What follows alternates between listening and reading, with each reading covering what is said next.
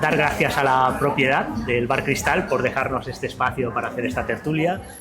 Y bueno, hoy me complace presentar pues a ya un conocido ya de bastante tiempo, ¿no? Ya no es alguien extraño, ¿no? Y bueno, el doctor Arturo González Laborda, que podríamos decir, pues médico de familia, poeta, acompañante de vida, y ha escrito un libro con un título muy sugerido, que se llama Saliente de guardia, ¿no? Que creo que hace un poco de relación entre la medicina y la poesía. Perdón.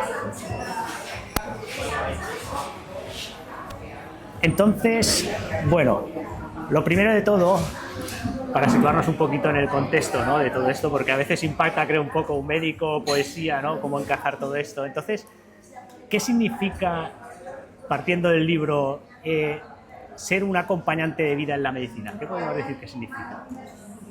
Bueno, en primer lugar, gracias Diego y Chema por invitarme a las tertulias. Como bien dices, pues trabajo como médico de familia en un centro de salud aquí en Palma.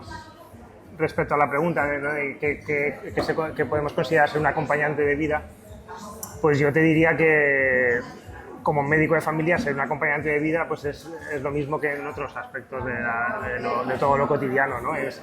Yo creo que es saber estar ahí cuando te necesitan, ¿no? Valorar una cosa tan preciada como es la confianza que muchas veces depositan en nosotros a veces sin motivo aparente, ¿no? Y como la propia palabra indica, pues acompañar, ¿no? Muchas veces los compañeros que estamos aquí sabemos que curar no es fácil, no es tarea fácil, y a veces pues hay que limitarse a acompañar, ¿no? Que no es poco. Y siguiendo un poco con el contexto, ¿qué pequeños gestos marcan la diferencia en una consulta médica, ¿no? Pues bueno, yo te diría que todo aquello que cree un clima de confianza y de tranquilidad, pues ayuda mucho, ¿no? Yo intento, por ejemplo, y muchos compañeros creo que lo hacemos igual, salir de la consulta para llamar a los pacientes, llamarles por su nombre, ¿no? Intentar ver un poco cuando tienes tiempo. Muchas veces tenemos anotaciones de cómo quiere el paciente que se le llame, por qué nombre, cuando son nombres compuestos, ¿no? Tener esos detalles que creen un clima de confianza, intentar dar la mano cuando la persona entra en la consulta, presentarte si no te conocen, despedirte pues levantándote, ¿no? Crear un clima, ¿no? Pues eso, que fomente un poco la comunicación, que al final es de lo que va esto. Y luego, ¿qué mensaje le darías a los futuros médicos sobre la importancia de la empatía? Que creo que es algo que durante mucho tiempo ha habido un poco de conflicto en esto, ¿no? Bueno, aprovechando que está esto lleno de jóvenes médicos de familia, yo diría que la empatía es fundamental en un trabajo como el nuestro, ¿no? En el que estás expuesto a que te cuenten tantas cosas que para las personas en ese momento son importantes, que a lo mejor no hay una razón concreta en el hecho de por qué te lo cuentan a ti, pero es así, te lo están contando a ti, ¿no? Entonces, eso tiene que conllevar una empatía pues lo más completa posible, ¿no? Para saber entender, para saber dar una respuesta y para saber acompañar, ¿no? lo que nos están diciendo. Vale, ahora que estamos un poco situados ya en la tertulia, ya hemos arrancado, ¿no? Me gustaría entender un poquito, aunque ya me lo has explicado alguna vez, pero para que todos lo podamos entender, el por qué, ¿no? ¿Por qué escribir un libro? ¿Por qué un libro de poesía? ¿Cómo surge la idea, ¿no? ¿Cómo se hace un libro de poesía, ¿no? Porque también no es algo que a lo mejor escribir un libro siempre ha sido como una tarea ardua, parece, ¿no? Entonces, no es fácil compaginar la vida laboral, familiar y escribir un libro, ¿no? A veces que es un poco algo aparte del trabajo, ¿no? Entonces, si podrías explicar un poquito, pues esto, ¿no? Todo un poco el contexto de cómo sale el libro y por qué lo escribes. Bueno, claro, a mí lo de escribir es algo que yo he hecho desde siempre, te diría, ¿no? Desde mucho antes de practicar la medicina me ha gustado escribir, y este libro en concreto pues surge como, yo diría que casi como una necesidad, ¿no? Este libro, la idea de escribirlo nace en la pandemia de COVID, y no exactamente en la pandemia, sino yo diría casi en la post-pandemia, ¿no? Después de todos aquellos meses, ¿no? Lo mal que lo pasamos todos, la incertidumbre que había, ¿no? El aislamiento, todo lo que pasó, todas las vidas que se cobró la pandemia, todos los dramas que conllevó esa época. Luego vino, para mí, quizá más importante o más desolador fue el después, ¿no? El ver luego, cuando intentábamos recobrar un poco la normalidad, los estragos que había hecho eso, ¿no? Como médico de familia, yo creo que muchos compañeros lo vivieron igual, pues es recibir otra vez pacientes en la consulta totalmente descontrolados de sus patologías, sin un seguimiento como tocaría hacer en pacientes que tienen factores de riesgo para tener enfermedades importantes, ¿no? Abandonados, por decirlo así, y intentar reconstruir todo eso. Coincidió además que yo cambié de centro de salud justo a mitad de pandemia, ¿no? con un cupo nuevo, pacientes que no conocía, y aparte lo que decimos, ¿no? Que estaban totalmente descontrolados o bastante descontrolados. Eso supuso para mí un reto importante y una dificultad importante, ¿no? Y luego pues descubrir que la gente había echado de menos el seguimiento que podíamos hacer o la ayuda que podíamos prestarles, ¿no? Cuando venían a la consulta contaban cosas que a mí me superaban completamente. Mucho. Entonces yo de alguna manera quería dejar constancia de eso, ¿no? de todo lo que me contaba la gente. El libro, hay que decir que está escrito con el mayor cuidado posible en el sentido de que no haya personas que se puedan sentir identificadas, ¿no? Hay situaciones que son reales, pero están, pues eso, poetizadas o adornadas para que no se puedan identificar. El máximo cuidado en eso. Sí que me gustaría decir que si hay alguien que se sienta molesto en ese sentido, pues no era para nada la intención, al revés, ¿no? La intención era más bien poner un poco de voz, ¿no? a toda esa desolación que nos llegó después de la pandemia. Y luego, por otro lado, esa, digamos, sería la primera parte del libro. Y por otro lado, un poco reflejar toda, ¿no? la impronta que va dejando en mí, en este caso, ¿no? Todo ese contacto con la enfermedad, en muchos casos el drama, y al mismo tiempo intentar no caer en eso, ¿no? en la negatividad, porque intentar ver un poco la parte, ¿no? el embés fértil, digamos, de tantas cosas negativas, porque claro, te encontrabas situaciones, como hemos dicho, muy dramáticas, pero que casi siempre conllevaban una historia pues muy bonita detrás, ¿no? Una persona pues que muchas veces tenías que dar una noticia mala o descubrías un diagnóstico fatal, y al mismo tiempo pues veías todo lo que eso despertaba pues en los familiares, la forma en la que llevaban, intentar también resaltar eso, ¿no? Para no caer un poco en lo negativo. Esa era un poco la idea de escribir el libro, intentar dejar un poco de reflejo de todo aquello que pasó, y al mismo tiempo intentar explicar cómo me afectaba a mí, ¿no? Que parte de todo eso se queda en la persona que intenta atender todas estas historias, qué parte te llevas a casa con tu familia, con tu pareja, con tus hijos, ¿no? Intentar salvaguardar un poco todo eso. Fue un momento muy intenso, fueron unos meses muy intensos, todavía son en muchos casos, pero no sé, me parecía que esto podía ser de ayuda primero para mí, y bueno, y si le sirve para alguien más, pues estupendo.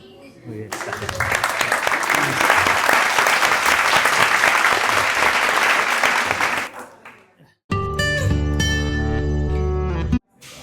Buenas tardes, gracias por tus explicaciones y por darnos una charla. En fin, hablar de médico de familia es hablar de muchos problemas, pero, por ejemplo, que sois muy pocos los que... o que hay un déficit altísimo de 4.000 y pico en España, que se espera 5.000 y pico, 5.500 en el 2029, que 450 de los MIR que ha habido no han llegado a ser médicos de familia, que carecéis de medios y tal. Todo esto nos lo explicas luego un poco, pero yo te quería preguntar por algo más sencillo, que nos contaras alguna anécdota que te haya ocurrido o algún hecho curioso que sin manteniendo la privacidad y todo eso que has dicho del libro y tal, te hubiera resultado interesante y que pueda llamar aquí la atención, si no te importa? Sí, yo incluso, si me lo permites, más que una anécdota, pues te leería algún poema, del que creo que lo puede reflejar Adelante, bien en lo que hablamos adelante. de las historias. Si reflejan esto más o menos y es curioso, venga. El poema se titula Ángela. Dirán que tenías solo 40 años, toda la vida por delante, que dejaste un niño sano y hermoso, una casa preciosa, que no hubo nunca mejor madre ni mejor pareja, que fuiste siempre un ejemplo para tu familia y amigos, que te quería tanta gente. Dirán que no hay derecho, que no lo merecías. Dirán que nunca te rendiste, que querías vivir, que luchaste hasta el final. Dirán que estas cosas solo pasan a las mejores personas. Mañana sobrarán los cumplidos, las alabanzas y las lisonjas. El problema siempre es encontrar las palabras de hoy. Muy bien. Qué bonito. Ya está. Y quiero, bueno, ya que estamos, no voy a leer otro, si os parece bien, por no dejar un ambiente tan, ¿no? Porque es un poema que yo entiendo que es bastante triste. Bueno, bastante triste, sí, pero bueno, no deja de ser real. Pero quiero leer otro que también me gusta mucho, que hace un poco, está inspirado en la historia de una mujer mayor que de alguna forma yo quiero pensar que el equipo y nosotros pues ayudamos a que terminara sus días de la mejor manera posible, ¿no? Y la verdad que fue un consuelo. Se llama María el poema. María tiene 88 años y un mar de niña. Un mar al que viaja cada día desde su ventana, abuelo de memoria. Yo solía nadar cada mañana entre primavera y otoño y algunos días de invierno, dicen sus ojos, cuando el sol estaba alto y limpio, pero ya no puedo. María tiene un mar y un carcinoma de mama. Hoy la he visto en su casa, a María y a su cáncer. El bicho, como dice ella, que va haciendo lo suyo y yo lo mío, pero ya no puedo, doctor. María tiene cáncer de mama con metástasis óseas en la columna lumbar, en la cadera y en las costillas. Y también en el hígado y probablemente en el cerebro. Y a María, cuando le pregunto cómo lleva el dolor, lo que más le duele son las ganas de nadar en el mar. Hoy me he sentado a su lado y no he abierto el maletín, no he usado el tensiómetro, ni el pulsioxímetro, ni la he auscultado, ni siquiera me he puesto los guantes de látex como tantas veces. Hoy me he sentado a su lado, en el sofá del salón, me ha cogido la mano, me ha sonreído, y sus ojos se han llenado de azul y de ayer, y una brisa suave ha entrado por la ventana, y la sal se ha quedado dormida en el pozo de sus palabras. Joder, también es durillo, ¿eh? Joder. Muy bonitos. Tu tiempo tan importante. Y luego, al hilo de lo que te quería preguntar, lo que ha hecho la pregunta Javier, es de que por qué hay tan pocos médicos que quieran ser médicos de familia. A nivel nacional hay un montón de plazas vacantes y parece como que la figura esta de médico de familia está un poco de patito feo de la medicina, ¿no? Nada más. Pues sí, tú lo has dicho, ¿no? De patito feo. Yo lo asemejo un poco a la poesía, que mucha gente lo considera el patito feo de la literatura, ¿no? Yo prefiero decir que ambas son la cenicienta, ¿no? La medicina de familia es la cenicienta de la medicina y la poesía la cenicienta de la literatura. La medicina de familia es verdad que en muchos sectores está un poco denostada o que está privada de, no sé, de privilegios o de ese aura de un poco de misticismo que parece que tiene que conllevar el oficio de la medicina. Y es una pena porque, como decía Miguel Melguizo, que es un médico que yo conocí en Granada durante mi formación, ¿no? Que decía que para ser médico de familia hay que ser muy inteligente y yo añadiría que muy valiente, ¿no? La medicina de familia tiene la particularidad de que no está subespecializada como otras especialidades, ¿no? O sea, la medicina de familia es una medicina de la persona y para la persona, ¿no? Nosotros tenemos que dar una respuesta o intentar ofrecer una cura, un tratamiento, a casi cualquier patología que aparezca en la consulta, ¿no? Tenemos que tratar a la persona en su conjunto y somos la única especialidad médica que digamos que engloba todos los aspectos de la enfermedad, ¿no? Todas las facetas de la enfermedad. Este médico compañero decía siempre que la medicina, que todas las enfermedades son enfermedades biopsicosociales. O sea, esto quiere decir que un ejemplo muy claro sería, por ejemplo, si tú como médico ves a un paciente y le prescribes un tratamiento, le dices, tómese estas pastillas y ahí te quedas, pues probablemente eso va a fracasar, ese tratamiento, ¿no? Sí. Sin embargo, tú como médico de familia tienes la capacidad, la oportunidad de conocer todos los aspectos que condicionan a esa persona, tanto a nivel familiar como donde vive. Eres el único médico que puede entrar en su casa como entras en su vida, en su mente, ¿no? Eso es un privilegio y a la vez es una responsabilidad tremenda, ¿no? Entonces, yo creo que esto no se valora en su justa medida y sería necesario, pues, como tú dices, que hubiera más personas, ¿no? Yo creo que con esta idea de medicina de familia que es la que yo tengo y es la que me gusta reforzar, ¿no? Sí. Pero sí, es difícil, es muy complicado y conlleva mucho desgaste, pero a la vez yo creo que da muchas felicidades, o yo lo pienso así. Muy bien. ¿Cómo les animarías a tus compañeros? Bueno, Arturo, yo te quiero preguntar más por la faceta de escritor, ya no tanto como médico de familia, que creo que lo conozco más, sino desde la parte de escritor. ¿Cómo te surge la manera de organizar el libro? Porque entiendo que las historias te vienen, pero por ejemplo, ¿no? Es un poco, cada parte del libro está estructurada un poco, las historias son un poco distintas. ¿Cómo te montas todo esto? ¿Lo piensas tú? ¿Te asesora alguien también en la ayuda para hacer un libro así? Bueno, yo la intención, hice el paralelismo de la guardia, ¿no? Bueno, en realidad era como si también se podría haber llamado a lo mejor saliente de pandemia, ¿no? Yo hice la metáfora un poquito de atravesar un túnel, pues de incertidumbre, de malos momentos, ¿no? Que podía asemejar a lo que vivimos ahí, que podría ser un poco lo que es una guardia, ¿no? Que tú estás un poco, pues eso, a lo que pueda venir, ¿no? No hay nada sobre seguro, todas las guardias son diferentes, no sabes qué te va a tocar atender. Y al mismo tiempo, por eso, bueno, primero está la parte de la consulta, que es la que decíamos antes, ¿no? De reflejar todas estas historias que nos iban llegando de los pacientes, y luego ya está la parte más de lleno de atravesar este túnel que decimos, de ver un poco lo que se te queda a ti, ¿no? En la piel, de lo que vas viendo, ¿no? De lo que cómo te cambia tu forma de ser, tu forma de trabajar, ¿no?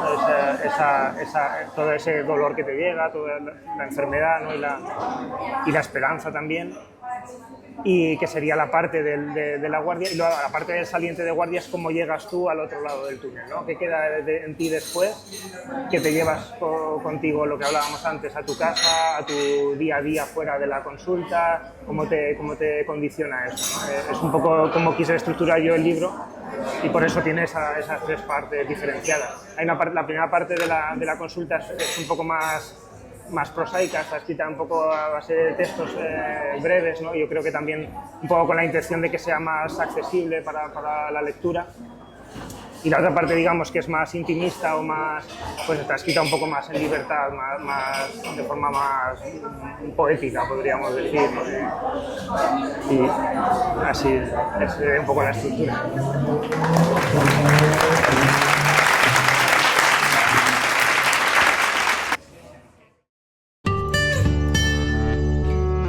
Como compañera de trabajo, como médico de familia también y como amiga, ¿no? En el libro yo me siento muy identificada porque supongo que nuestra especialidad tiene un plus de cercanía con la vivencia del paciente, de humanidad, y ves un poco más allá de lo que es la pura enfermedad, ¿no?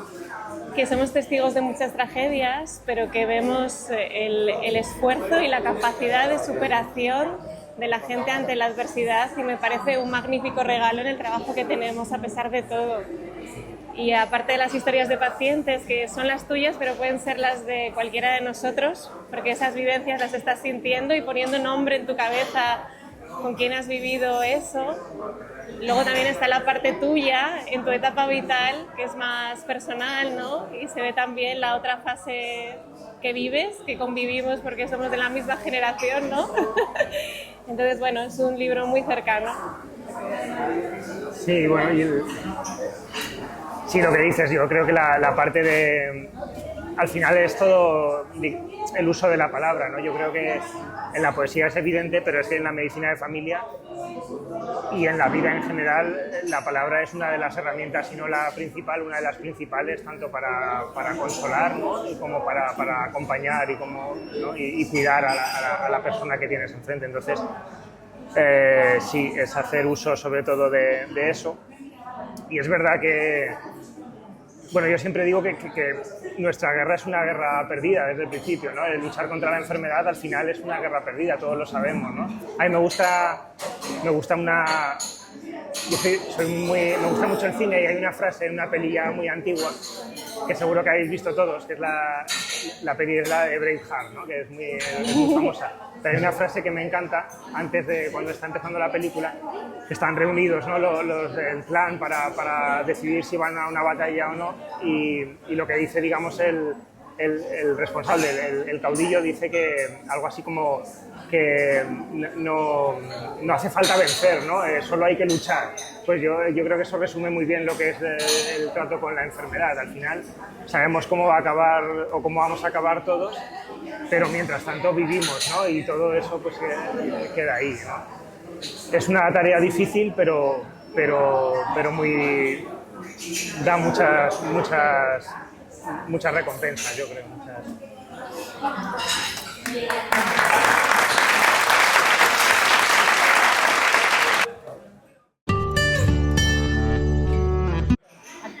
Parece que todo es muy fácil y que todo va estupendamente, pero hay gente joven que va al médico y con cualquier cosa parece que se cura, ya está solucionado el tema. Pero estas personas que tienen a lo mejor ya son mayores, tienen una enfermedad determinada, el médico le está recetando las medicinas correspondientes y no tiene ningún resultado. La persona sigue yendo al médico y a la tercera o cuarta vez el médico le dice, pero usted ha hecho todo lo que tenía que hacer, y el paciente dice, sí, y sigo igual. Entonces se pone a llorar. En estos casos, ¿qué hace el médico para solucionar el problema? Bueno, es lo que habíamos dicho al principio. Es verdad que hay algunos casos en los que no puedes aportar una cura como tal y lo que toca es acompañar y aliviar en lo que se pueda sin ofrecer una cura. Y nosotros, bueno, intentamos, yo creo, los médicos, por ejemplo, plantear estos casos de una forma lo más realista posible, lo cual no quiere decir que no transmitir una desesperanza como tal, sino un intento de alivio, un intento de acompañamiento y un intento de asumir la propia enfermedad. Por desgracia es lo que decíamos hace un momento, ¿no? Que al final la batalla la tenemos perdida, pero mientras tanto pues se pueden hacer muchas cosas, claro. Yo también me refiero a unas enfermedades que no son definitivas y sin embargo están sufriendo y no les dan la solución pertinente o no la encuentran o no entienden al paciente y el paciente, en vez de animarse, entonces se desmonora. Entonces, en esos puntos llega un momento en que el paciente, ya dicen que a lo mejor la felicidad arregla muchas cosas, pero en este caso, cuando ya no tienes felicidad ni ganas de vivir, entonces es muy triste eso. Ya. Y es muy difícil el poder solucionar estos temas. Pues sí, para nosotros es muy complicado pero intentamos, claro, empatizar en la medida de lo posible, tratar de entender por qué esa persona está sufriendo, por qué está porque está llevando la enfermedad como la lleva, e intentar aliviar siempre que podemos. Cuando no podemos curar, intentamos aliviar o acompañar.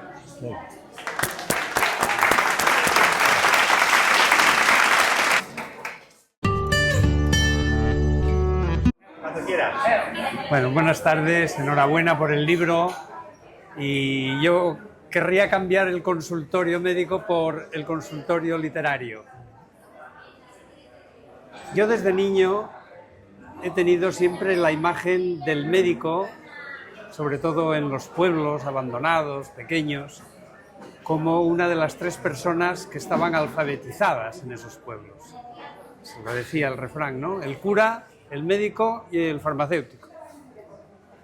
Y en ese aspecto yo creo que todos reconocemos que los médicos habéis tenido una historia literaria en España, y tú te unes a esa historia. No sé si... Humildemente.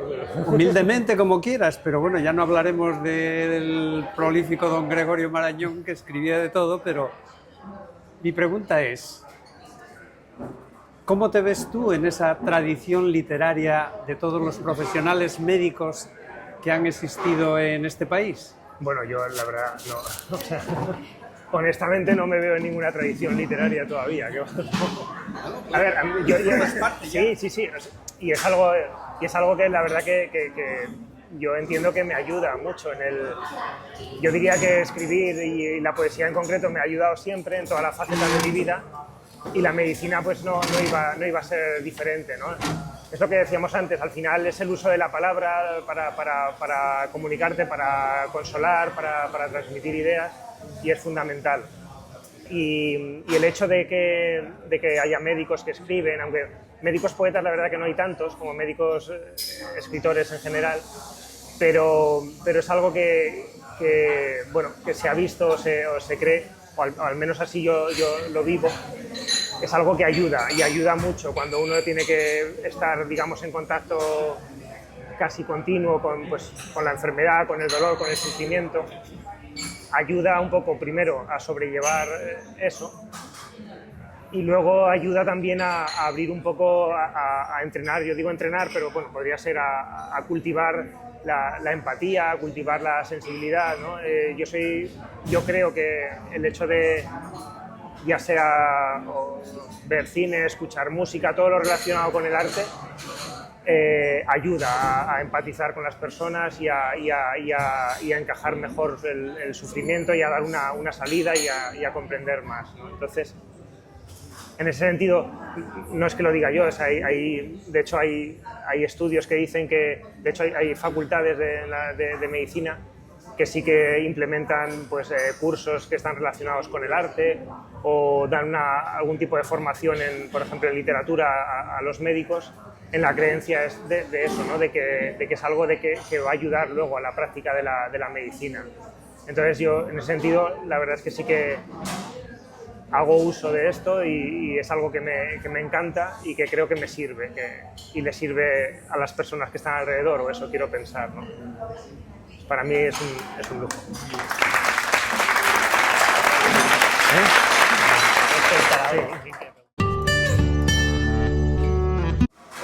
Bueno, yo un poco para ir acabando la tertulia, ¿no? Me ha gustado bastante la idea, porque después de la pandemia, podríamos decir, se ha visto la opinión de los pacientes, de la gente que ha sufrido, de la sociedad, de los políticos, de las medidas que se han tenido. O sea, ha habido gente opinando, decidiendo, pensando y dando un poco su punto de vista y su emocionalidad, ¿no? Y se dejó un poco de lado todo lo que es cómo se sentían los médicos, ¿no? Que realmente era la primera línea casi de defensa, que estuvo ahí, que lo vimos, ¿no? Entonces creo que este libro cierra un poco todo este contexto, ¿no? de que podríamos decir, vale, pero ¿cómo se sentían los médicos? ¿Cómo lo han afrontado, ¿no? Y viendo ya el resultado podría ser este libro, ¿no? Y a partir de aquí hay algo más, habrá un segundo libro. ¿Estás animado para una otra más publicación, más cosas? Porque supongo que desde entonces habrán surgido nuevas emociones, experiencias. Siempre, claro, eso es algo que está llegando siempre, tanto en el ámbito del trabajo, en la medicina, como fuera de él.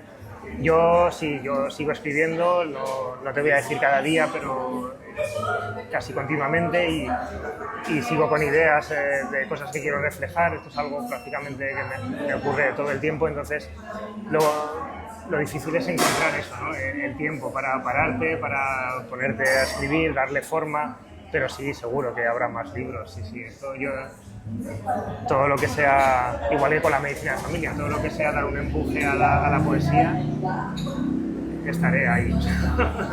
Estaré ahí siempre dispuesto. Y me gustaría bueno, dar las gracias a Jubimar, que ha patrocinado un poco, que nos patrocina siempre las tertulias. Y para acabar, si nos puedes leer una última poesía que nos inspire a todos antes de terminar. Vale. Es un poema que se llama Todavía, ¿no? Y habla un poquito de intentar parar el tiempo o aprovecharlo mejor. Yo tenía, en mi época de residente, tenía un problema bastante importante con los domingos, sobre todo los domingos por la tarde, y creo que le pasa a mucha gente. Los domingos no son ni hoy ni son mañana, ¿no? Es el momento en el que anticipas todo lo que puede venir para la semana, y esta es una forma de canalizar esa sensación y hacer algo con los domingos por la tarde, por si... Todavía tu mirada transita en ocasiones el camino del deseo. Todavía en ocasiones tus puertas se abren solo para mí. Todavía mi hija quiere jugar conmigo. Todavía me abraza de forma luminosa y necesaria, más para mí que para ella, sospecho. Todavía puedo coger en brazos a mi otra hija sin que me tiemble el pulso o la memoria. Todavía hay mañanas en que quiero ser yo y gano al espejo ese pulso ancestral entre el óxido y la carcoma. Todavía no ha amanecido y he vivido ya tantas vidas. ¿Cómo desearía saber con exactitud cuál es el momento mágico, la fracción de tiempo imperceptible en que la conciencia se abre de par en par y todo lo vivido queda grabado a fuego en la memoria, borrado lo inocuo, resaltado lo ilusorio para que parezca que todo fue tal y al abrir ese cajón tan solo unos segundos después no caigamos muertos de forma súbita y placentera? Ese instante, sin duda, se oculta en algún fragmento de las tardes de domingo, cuando todavía no ha muerto el sol, cuando los últimos periódicos no han sido retirados de los kioscos todavía, cuando mi boca es cualquier boca, porque aún no me has besado hoy, cuando todavía no es ayer, ni por supuesto mañana.